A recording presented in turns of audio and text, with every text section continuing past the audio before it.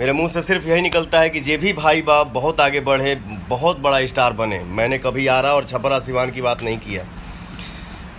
हम लोग दूसरे से क्या बात करेंगे जब आपस में ही ठीक नहीं रहेंगे। तो आपस में प्रेम रहना चाहिए, और किसी का नाम लेके किसी को गिरा के आप उठाएंगे, ये क्या तरीका है।